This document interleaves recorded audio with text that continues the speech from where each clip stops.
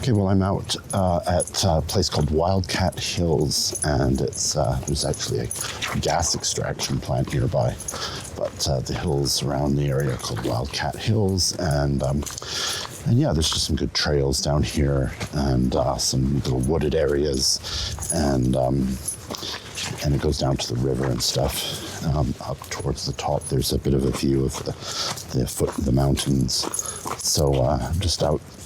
It's actually my birthday, so it's a little birthday walk. Thought I'd come up and take some shots. It's a beautiful day, plus temperatures, blue skies.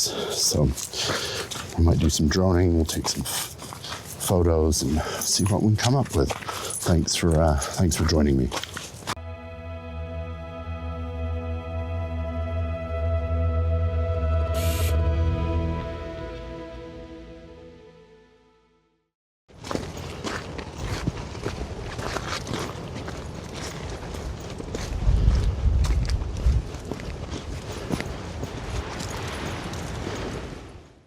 Well, let's just head down to the river and see what shots can be had, sort of taken along the edge and some of the environs around there. Okay, here's the first pic of the day.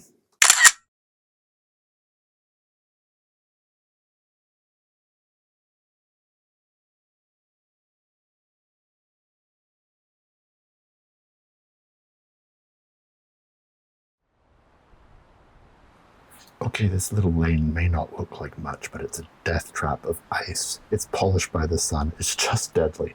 So I'm going to put some cleats on and have a go. Okay, I've got my cleats on, so let's get back at it and tackle this very shallow, easy, small hill, which looks so perilous. Okay, here's the second photo. It's a tree detail.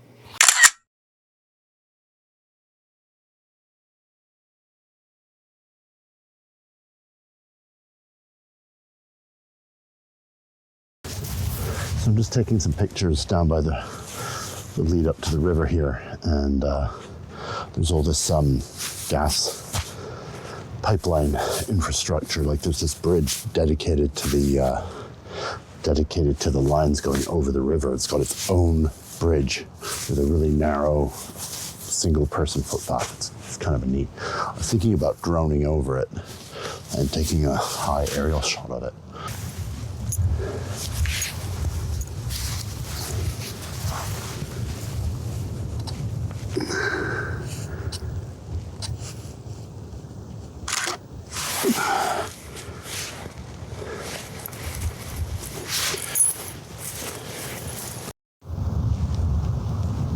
Here's under the bridge I was telling you about. So I actually didn't get all that many great pictures today, and although that's a shame, as any photographer knows, that's the way of it sometimes. Not a lot comes along. But anyways, I'll share the ones that I did get. And one of the things that I took a lot of was some pictures of the gas facility. So I'll share that. Just look at all the beaver activity around here. All these stumps of trees that are all eaten away. Right up to the path here. Pretty neat. I think I might have got some good shots, and I feel like having a brew or something, so I'm gonna head back to the vehicle and go get a coffee or something. But we'll edit those and share them with you soon. Okay, so I'm back at home, and as I mentioned while I was walking around out in the Wildcat Hills area, it's a gas extraction plant, and so one of the ideas I had was to assign myself a theme with some of the shots I took of the place, and kind of try and make them look Soviet, kind of Chernobyl-esque, and kind of give them a vintagey, old flavor to them. So I'm going to show you some of the results of that now, and we're going to do one editing technique with a new feature in Adobe Photoshop, which is it introduces grain. It's an adjustment layer that adds grain, and you can slide with all these sliders that give you depends on how that looks. So I'm going to show you that new feature in Adobe Photoshop and some of the results of my strange industrial theme. So let's have a look at that now. Okay, so here it is in Lightroom Classic. Here's the image. As you can see, it's this industrial facility. It's got all this infrastructure, and it has these tubes or these funnels. I don't know what those are in terms of their use, but I mean, you can tell that there's all sorts of pipes and stuff here. And I just thought it was a neat. The plan was to get a kind of a neat homage to sort of Chernobyl-esque images, and Soviet industrial stuff, because this looks like a bit of an older plant. So I just thought that might be a fun theme to set myself. So this is the sort of a final edited version, and here's the crop. You can see where I cropped here. That's the full shot. And then let me show you the before and after. There's the before with the color, and there's the after. Let me open it up in full here, and you can see the results there. Anyway, so I just thought that was a kind of a cool theme to set myself. I'm going to add some grain to this, and I'm going to do it in a new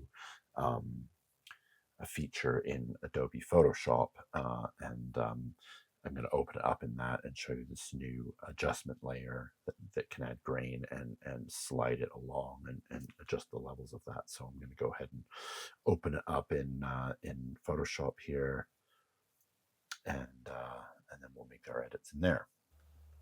Well, here it is in Photoshop, and let's go ahead and I'm going to unlock the layer, otherwise it won't let me do anything, of course. Then I go down to the adjustment layers icon down here, and if you see up towards the top, there's some adjustment layers, and we're going to choose grain, and that's going to open up the properties tab of that feature. Let's just increase the screen size here, and then I'll double click back into the properties. So you can see the sliders here. We have the amount, you have size, and you have roughness. So obviously you can adjust any of those at will. It might not be too easy to see on the screen, so let me just make some adjustments here, and then I'll zoom in for you so you can see what effect that has had on the final image. Let's zoom in, and then I'll reopen up those sliders, and you can see what they're doing in real time. So there's the before and after. So it really has introduced some good noise into the picture and grain quality, just to give it that vintage look. And I like some of these kind of, you can adjust the size, so some of the larger speckles are even there. So I think that works pretty well. And here it is back in Lightroom, and you can see it's carried through those. I'll just zoom in for you. See, it's just carried through those edits, and it still has kept the older version, which is right next to it in the film bar at the bottom. Yeah, so those edits have been retained from Photoshop, and yeah, here's the earlier version without the noise. Okay, here's the third photo.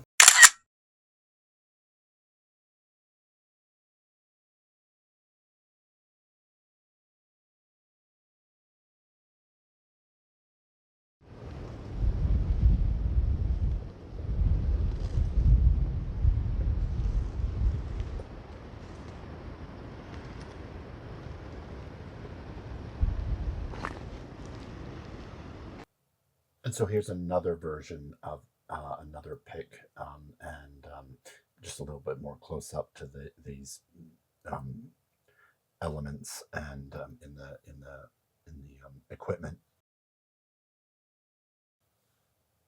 Here's the before and after. This is where I took it to, making it look vintage. I haven't done the noise and grain effect in Photoshop on this one. I just kind of kept it in Lightroom, but you can see this sort of assignment that I gave myself just to give a different flavor to the day in a day that I wasn't finding anything else. It's kind of a creative challenge. So I kind of like to do that sort of thing sometimes. I'd love to hear what you think. Okay, here's the fourth photo.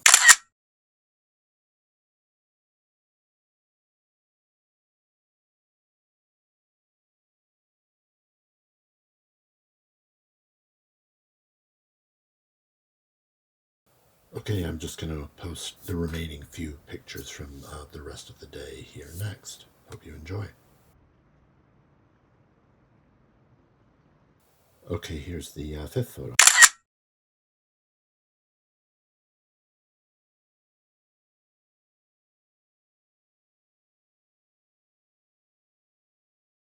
Here's the sixth photo.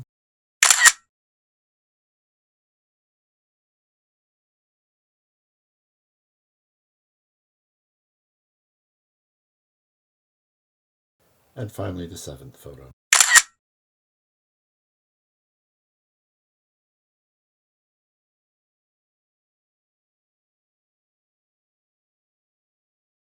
Well, that's the video for this week. Thank you so much for joining me again, and I hope you like some of those photos that I took, some of the techniques that we went through, and I would love to hear your comments on any of them. If you liked or thought they were successful or not, it's all useful. I would love it if you subscribe to the channel and like the video, and I would love it if you join me again next time. I don't know what I'll be doing, maybe an urban shoot in Calgary. We'll see. Until my next video, take care, and we'll see you soon. Thanks, bye.